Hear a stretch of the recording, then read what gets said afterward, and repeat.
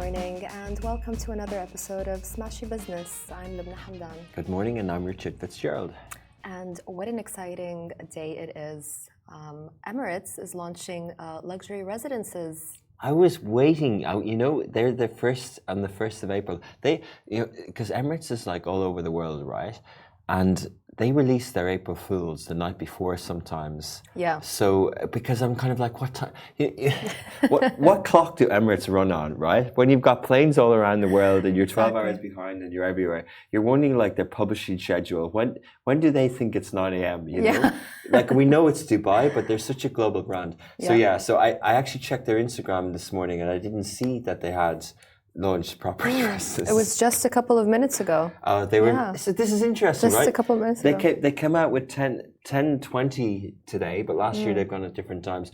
Last year they launched a cruise, and their photo was beautiful on the outside Atlantis. Right. So this year it's luxury residences. Everyone's doing luxury residences. Why not Emirates? Yeah, I know, right? That's what I was thinking. I was like, okay, I know this is April Fool's. However, the cruise first sounds like a great idea. Second of all, the residences. Great idea. You know, there's a lot of demand in Dubai. I personally am looking for an apartment. So Emirates. Yeah. Go for it. It looks actually pretty cool as well. Have you been fooled this April's? I have actually. Already? At least I think I have. Okay. So Lovin Dubai obviously put out not obviously, but Lovin Dubai did collaboration with Taylor Swift. We launched Lovin Dubai Anthem. I won't sing it. The lyrics are quite good. She's Lovin Dubai. Please sing it. I beg you to sing it. I would pay money to see that. If I had the lyrics in front of me, maybe I will. Let me see. So I got distracted, but no, I can't sing. So Taylor Swift launched a collab with Lovin Dubai, and you know the AI these days, like we got the lyrics to sync with her voice. We got a studio video of her. It's quite cool. So yeah, a bit of fun. We always do one. We did. Elon Musk bought Lovin Dubai for $100 million last year, and people still think it's true. Yeah. People still ask me that today. Yeah. Crazy. Because he bought Twitter and their kind of media or whatever. It's good. I mean, it's a compliment that people believe that, though. A bit of a compliment. Like it is. I mean, it is a little bit of a compliment. But I remember going to a dinner and there was lots of CEOs there, and they were like, "We know what you're doing, Rich. You're putting. It's not a shop window, but you're kind of like in a jokey way saying what your price is or whatever." Yeah. But no, it's every year with April Fools, like with brands. You know, Google started it. It's kind of fallen away, and it's not as big in different parts of the world. And we don't actually do it in any other Lovin cities because they don't care, right? Like they wouldn't get it in Saudi, and they don't care. But we keep going with it. And also, people would get just really angry about that stuff, even if it's just a joke, right? In different cultures, it's like you can't joke, right? Well, yeah, I think you can joke in local humor, like, but I think it's a Western thing, April Fools, and people don't really know where it comes from. But we grew up with it. Like I remember. You know, our neighbours would tell us as kids that we have to wear big shiny coloured clown dicky bows, and that's what we had to wear today. And like you always grew up with it. So in our family WhatsApp group, my brother in San Francisco and his wife, a house that we knew well, a friend of Mum's house. They put it in a WhatsApp group that they got an offer accepted for the house, and Mum was like, "That's April Fools" or whatever. But it's like it's one of those things that we all fell for it because it was quite smart how they did it, and it was like, "No way, you're not going there, are you?" Because we knew the owners or whatever. And then we all fell for it. But so those ones are kind of like believable a little bit. But the Taylor Swift one, we didn't catch as many people this year as last year because it was obviously AI. And Emirates probably won't catch as many people. But I think a good brand April Fools kind of talks about, is semi-believable, but talks about you, not the category. So Emirates aren't talking about airlines, and Lovin Dubai isn't talking about Dubai, they're talking about us. So, Absolutely. Yeah, I mean, it would be cool if you guys did do a collaboration with Taylor Swift, and it would be cool if Emirates did go for this. I don't know, sometimes it's nice to like test the waters with an April Fool's thing. True. Anyways, let's talk about Swvl. There was an interesting LinkedIn post that the co-founder of Swvl put up. He said, "Nobody believed we would make it." Yeah. I love these startup stories and these kind of linked, these companies that go through challenges and then I don't know. It's just it's nice to see the hustle behind it. You know, nobody believed we would make it, but now we're making it, sort of thing. So he said roller coaster rides. Roller coaster Swvl, ride. Yeah. Go ahead. Sorry. Yeah, 2017, founded in Egypt. Mustafa Kandil, three guys, Mahmoud Nu, and I know Nu, and Ahmed Sabah. Quickly gained popularity. So 2017 in Egypt. So the thing that was interesting, we obviously have an office in Egypt, and I think the macro story here, it's basically ride sharing company, but it's one Lubna that fits the market.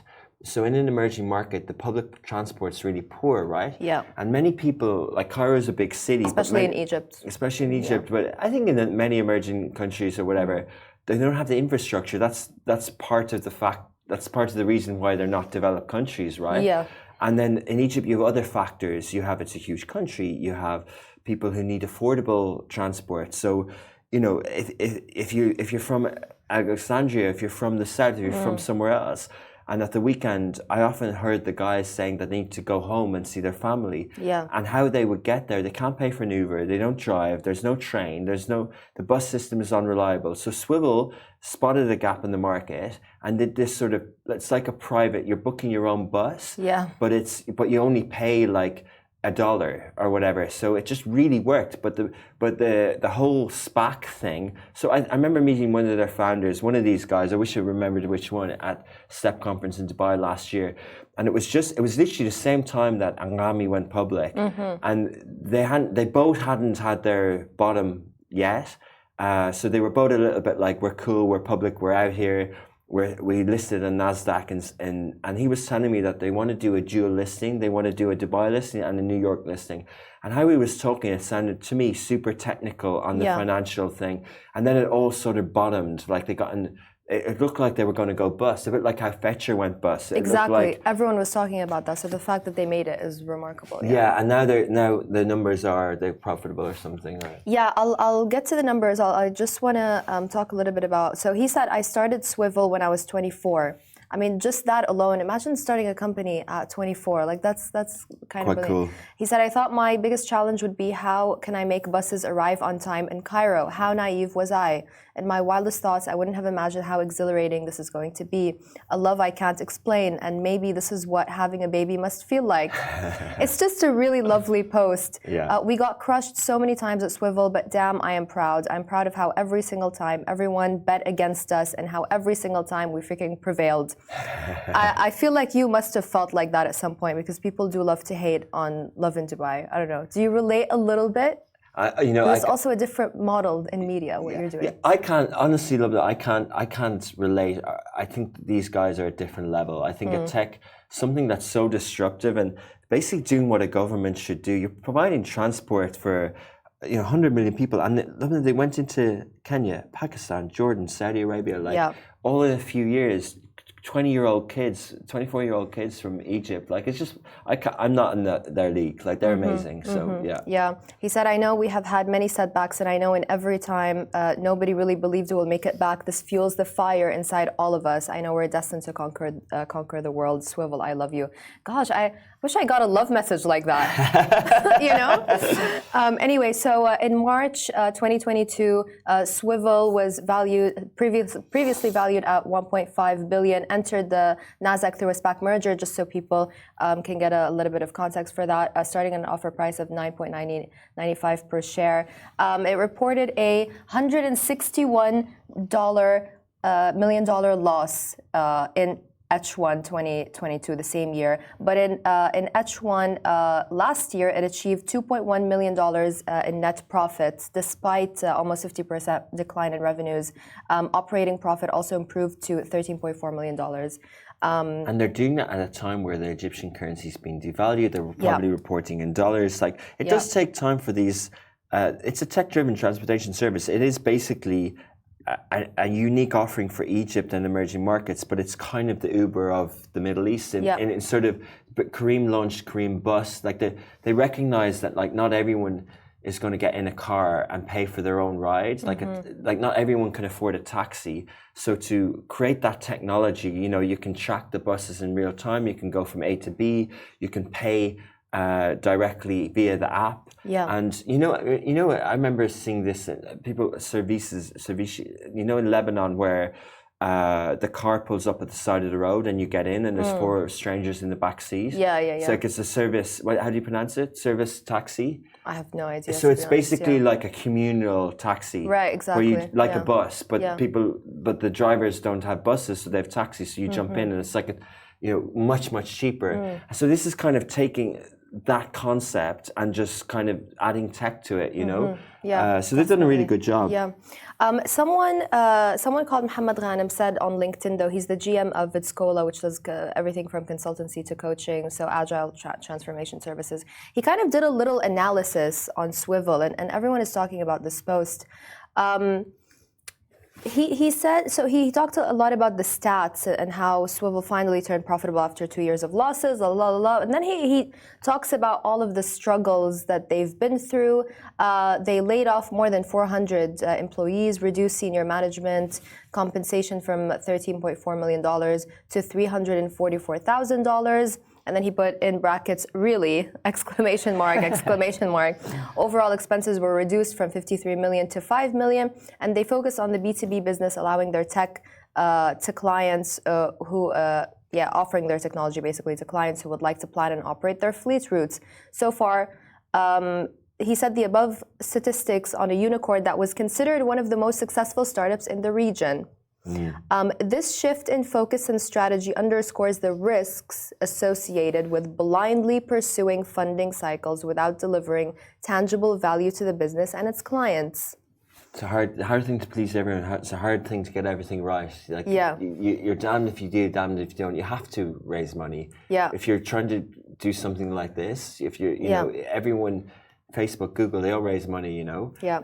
Someone commented and said, always makes me wonder why can't companies run businesses with such optimization in the first place? But I guess growth is blinding public markets to the rescue. I think this is, if it was, I mean, I agree. I think businesses should be operated lean from the start, but if you're disrupting a whole category and you're building something, it needs investment, needs cash. It's just like saying, if you're building the Palm Jumeirah, why wasn't it profitable from day one? It takes time. Like if you're building a newspaper, I think Disneyland, there's stories of Euro Disney in Paris being non-profitable for 10 years, so you shouldn't do it, so it's badly run. Same thing with Netflix, by the way. Netflix was a totally not successful story. No, it took ages, right? And so just because you have to make cutbacks and go profitable, does that mean that you were negligent in the start? Maybe it does. Maybe some people were bad managers. If you're 24, how wise can you be?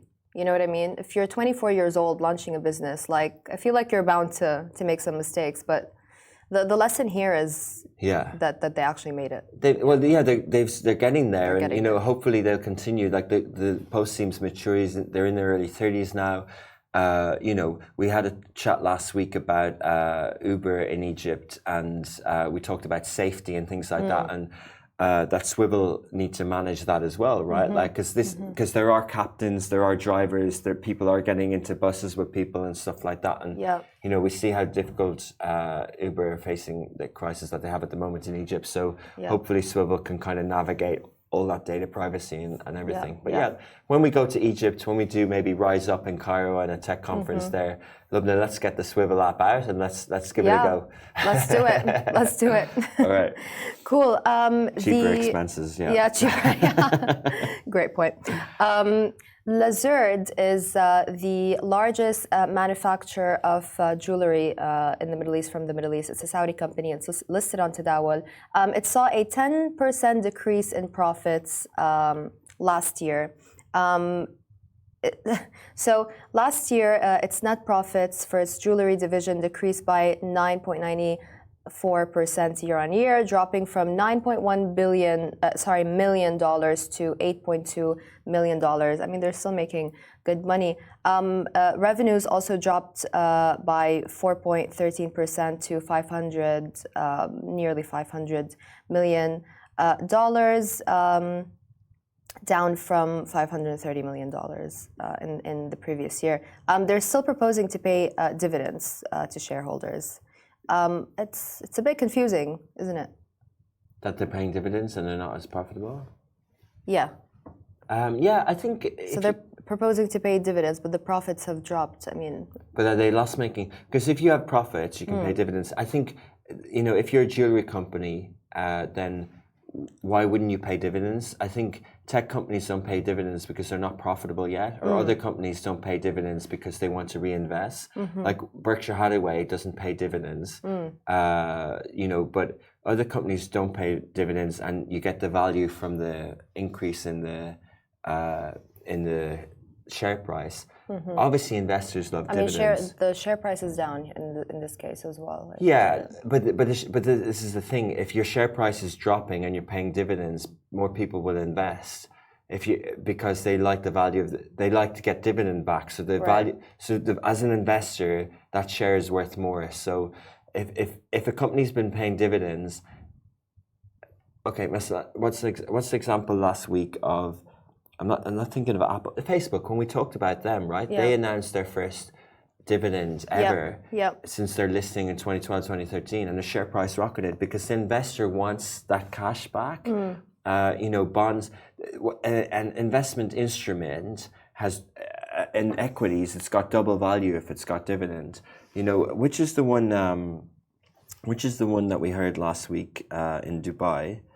Let me see where it is. Okay, DIWA announced 3.1 billion in dividends, 3.1 billion in dividends, and 12-month dividend yield is 5%. Like, that's unheard of. That's like a solid investment. So no wonder, 25 billion in annual revenue, EBITDA over 14.7 billion, the highest in their history. So no wonder there is huge interest in these companies.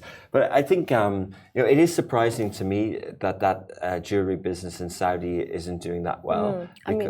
Sorry, go ahead. Because jewelry and because the economy is doing well, and we do seem to think that those companies should perform well. So when it comes to diamonds, the price of diamonds has dropped. People are buying not mined diamonds, but lab-grown diamonds. So the jewelry industry is actually suffering quite a lot with inflation and all that. Have you not been looking at jewelry recently? I'm not an expert on jewelry, Lubna. I think there's a hidden joke there, but let's move on to the next story. We're moving on so quickly. Okay, let's do this. You're dead after the show.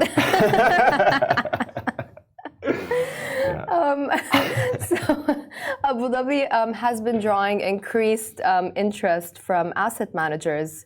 I'll go through this real quick and then we'll talk about this. It's really, really exciting stuff for the stock markets, for the cities. It was all about Dubai, and now the really interesting happenings going on in Abu Dhabi.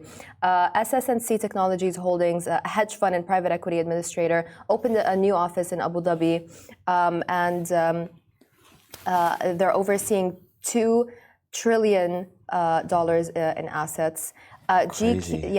GQG Partners also shifted their global headquarters to Abu Dhabi, citing the region's rising financial appeal. Regulatory clearance for its Abu Dhabi investment office, the first outside the US, has been secured. It's crazy. It's crazy. This is like what, Lubna, we had iftar with Hussein Sojani last week. Yes. And he sat beside you and I, and he told us he knows a couple of billionaires who move in here. And we're like, oh yeah, that's great, cool, they're going to buy a house. But he's like, no, what it means is, he was talking related to talent, but it means is they're moving the private offices here. And the people that you hire at private offices to manage that wealth are highly intelligent graduates, right? Exactly. So this is so interesting. What's also interesting is that Abu Dhabi is kind of, I may be jumping the gun here, but it's kind of like the Switzerland of the region in terms of if you're opening a private office and you're a billionaire, they're kind of branding themselves as that. We talked about the price of the billionaire pads and the stuff like that. Dubai is kind of not for the hustle or the fast pace or the glitz and the glam and the startup-y. Saudi's a different type of foreign direct investment. It's more Arabian culture. It's more long-term. It's more betting on the Saudis. Whereas Abu Dhabi seems to be that, it could be strategic, that livability, that kind of more affluent, elderly citizen who has this huge wealth, Absolutely. Dubai has... we saw the statistics of like the number of millionaires in the world that moved here during the pandemic. Like, so someone who has $1 million or 2 or 3 million, like the kind of this sort of like affluent but not super high net worth. Like in Dubai, there's a lot of them, right? Like 35-year-olds made a bit of cash, whatever. But if Abu Dhabi is going for these high net worth, and if they're moving their family offices, it bodes well for the whole region. But if they're doing this on purpose, it's quite smart. Yeah, it's also that yes, Saudi is more long term, but Saudi is taking a lot of the talent. Saudi is offering a lot. It's really the competition there between Saudi, between Riyadh and Abu Dhabi is really interesting and kind of exciting. To see, it's kind of having like a, I don't know, like a best friend that you kind of compete with. So do you think if you grow up in an Arab country, do you think, and you're ambitious and you've got a 10-year runway, you just graduated, because remember the Arab Youth Surveys, and like they would poll people across like North Africa and the Levant region, and which country you're most likely to visit. We should actually look at that. And a lot of them said UAE in the last few years. Yeah. But I wonder, like the UAE is good for expats, it's good for international residents. But I wonder if in a few years we'll see that people are picking Saudi because it's more Arabic, it's more, but it will have even more opportunities at some level because it's a bigger market. I mean, you said the other day that you wish that you had moved to Saudi years ago. So I do think a lot of people, I personally wouldn't, but I know that there are a lot of people who would move to Saudi, and rightly so. So the UAE and Saudi have taken the top spots globally in entrepreneurship rankings. Yeah, because I mean, they're going full throttle in their competition as well. Like they are really seizing. So where did this report come from? The Global Entrepreneurship Monitor report for 2023 and 2024. So the UAE came first, and Saudi Arabia came in a strong third place. So this report is highly regarded by international institutions like the World Bank and the UN, and it assesses entrepreneurial ecosystems across the globe. So it's not a regional report. And they ranked what number? The UAE was 1 and Saudi was 3. That's huge. Yeah, the UAE for launching businesses globally at number 1, and also for an impressive physical infrastructure, it ranked number 3 worldwide. That's impressive. Really impressive. UAE, we kind of expect it now, but Saudi, that's really impressive. Yeah, I mean, they are doing everything that they can do to tell people, to move there and open businesses there. Yeah, I know you're talking to start a show, but I really like the Emirates. The design of the residences is very nice. Kind of looks a little bit like Burj Al Arab, but a little different. And look at the way they have the plane on the runway over this. It's quite nice. Yeah. Would be nice if they actually did launch that, wouldn't it? Nice. Anyways, let's talk about something that doesn't normally happen, but probably should happen more often. A, because it's exciting. B, because why not? One of the richest people in the world, and in India particularly, Indian business titans Mukesh Ambani and Adani have traditionally fierce rivals have joined forces for the first time for a power project, marking a surprise shift in strategy. Would you ever join forces with your arch nemesis? I don't have an arch nemesis, thankfully, but I get the question. That was a trick question right there. Yeah. So I think partnerships. I think partnerships are really good in business. I remember listening to the Satya Nadella book of how he turned around Microsoft, and they were like, everyone hated them, and they were just all dominant and monopoly, and they just embraced partnerships. They do partnerships with the cloud, they do partnerships with this, with that, with everything, and it really grew their business. It's kind of an abundance mindset. So rather than a zero-sum game, I think being open to partnerships is very good business. But I have a lot of conversations with a lot of people. The founder of Podster, that sort of podcast network, there's Vuk and there's Ivan, 2 guys from Serbia, and they were in it here the other day, or Ivan was in here the other day, and they've just opened in Singapore, a real success story in media in Dubai. Really? They've opened in Singapore? Yeah, they have 7 studios in Dubai, 4 in Singapore. They already have 7 studios in Dubai? Yeah. What? You're joking? Yeah. Well, kind of 4 in one building and then 2 in one. Because I knew them when they had just one. In BBC building in Media City. Yeah, exactly. So what happened was they were making podcasts for other companies. Yeah. And the companies wouldn't pay on time, and the companies weren't media companies, so they didn't approve stuff, and they didn't really know what a podcast was. Yeah. And then they were getting requests because they had all the best equipment. This guy, Ivan, he's a character. He used to be the host of Who Wants to Be a Millionaire in Serbia. Really? So his background is IP and TV and everything. He's a character, but a really funny guy, really nice guy. So then they started selling the services and the booking. They're in the real estate game because it's about like booking per hour, but then they help you with the audio. Right. And how many, from the studios in Dubai, put a rough figure of how many regular podcasters they have. How many podcasters are in Dubai? Just with Podster, never mind all the other people. Just with Podster. Yeah, so never mind all the individuals or whatever, but just with Podster, how many podcasters do you think? I don't know, 500? 1,000. 1,000. He was like, when he started and when he got to 100, he's like, there's 100 people who make a podcast all the time, just who pay them out of their own pocket, 400 dirhams an hour, 500. 1,000 podcasters. It's exploded. That's insane, though. It is insane. I mean, I know who listens to this? I know who listens to that. Gosh, I mean, I know that during Corona, like the pandemic, really fueled the. Because I used to listen to podcasts all the time, right? Like ages ago, years ago, my older sister used to listen to them. Radio Lab is one that's of my big one, one of my favorites. And now all of a sudden, like everyone thinks that they can start a podcast. It actually makes me angry. Pisses me off a little bit. Yeah. I don't know. What do you think? Like, what podcasts do you listen to? Because I don't listen to any podcasts that are by. I listen to done by all nobody is really like. No, I don't listen to these individual motivator ones. Maybe I should, but because I listen to audiobooks, but I listen to all the media podcasts. So Peter Kafka used to have a really good one, Recode Media, Vox Media. Brian Morrissey has a good one called The Rebooting Show.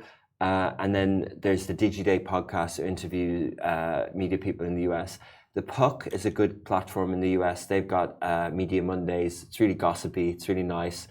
And then some of the motivation ones, like Wondery, do all those kind of business wars and all that stuff. Yeah. But I actually listen to podcasts like in a newsy type way, like 30, 40 minutes. Yeah. Every week, and this is like this show, right? Like this style of show. This is the type of show I listen to. But then I marry it with regional geopolitics stuff. So every time the Daily, the New York Times, the biggest podcast in the world, every time the Daily does, I'm not interested in US politics or whatever, but every like 5 or 10 episodes, they do one thing about the region. So, but they're very topical and they do it in such a cool style. Yeah. But so when the terrorist attack happened in Russia, in Moscow, they would explain that in 40 minutes, and they do it in a way because they're utilizing their resources. They've got a bureau chief in Moscow. They know what they're doing.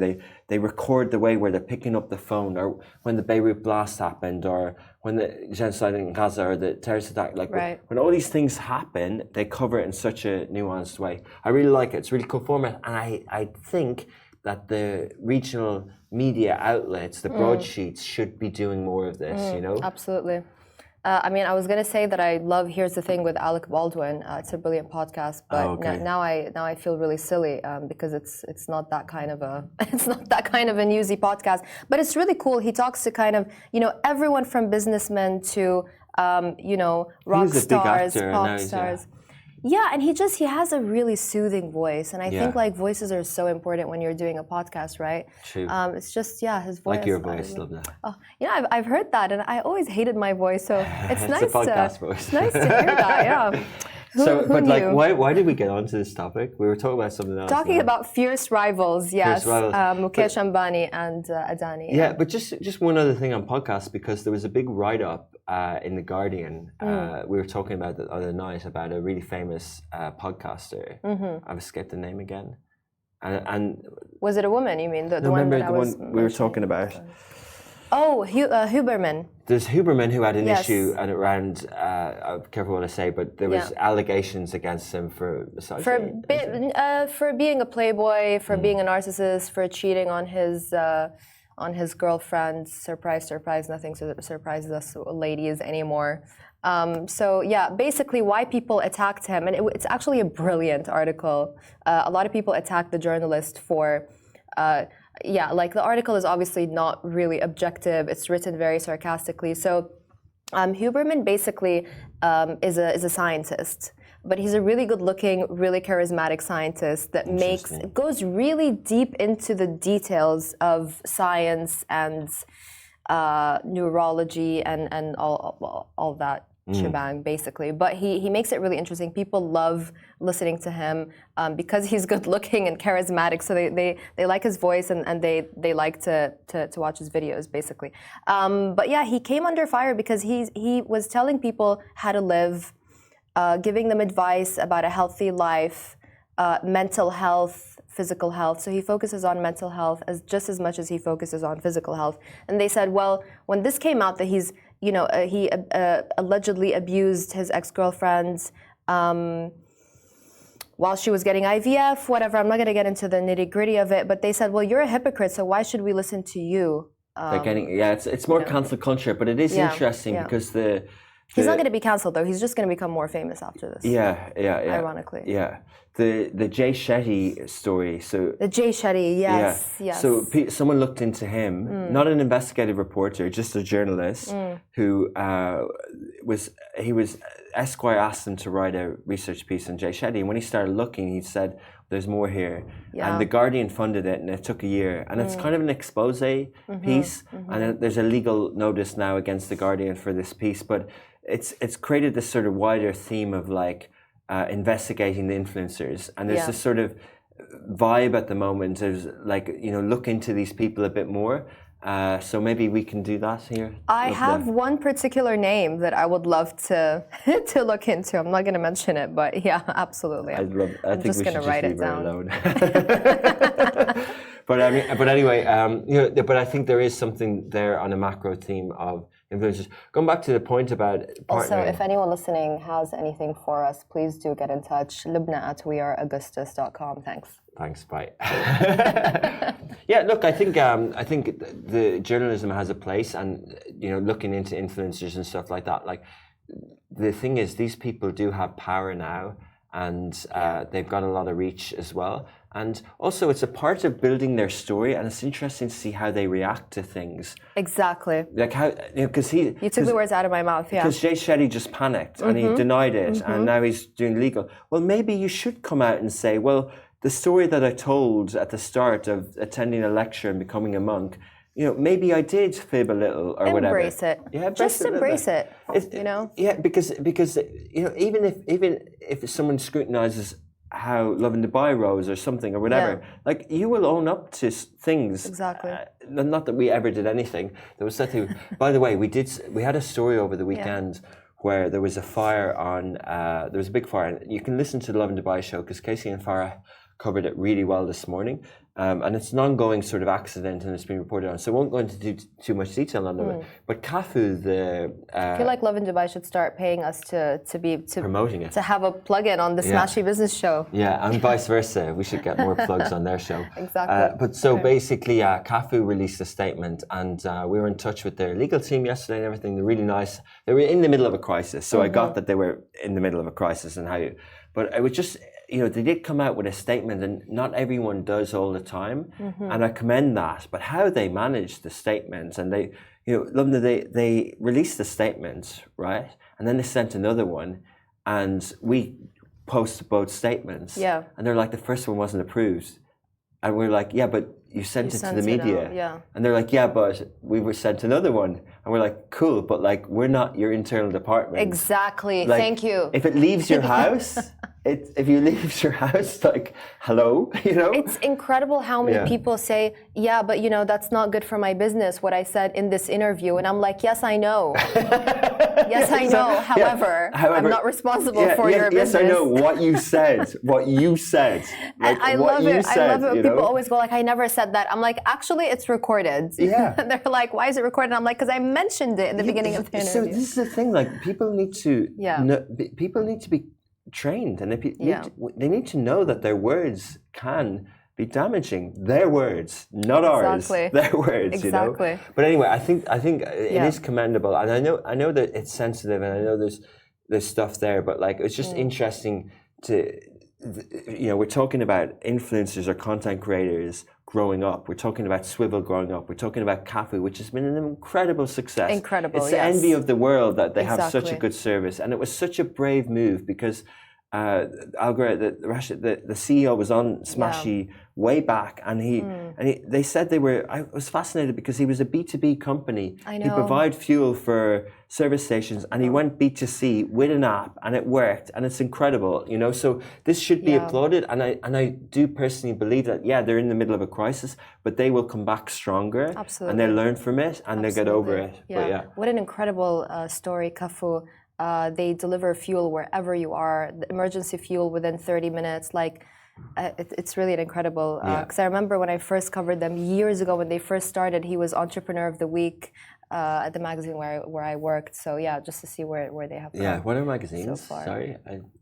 Which magazine? What are magazines? What are magazines? Yeah. It's a French term. It's like a cafe, is it? I don't know this word. I haven't seen one in decades. Yeah, cool. Let's go. What's next? What's next? Richard, we're done. We already passed the time, but I love your enthusiasm. Richard's like, I'm in the mood today to take people down. Who's on the hit list next? Yeah. No, I love it. Listen to us wherever you get your podcasts, and we'll have more juicy gossip for you tomorrow. Or follow us on Instagram, on social media, on websites, on apps, and streaming technologies, things people actually consume media Not magazines, apparently. Over and out. Bye.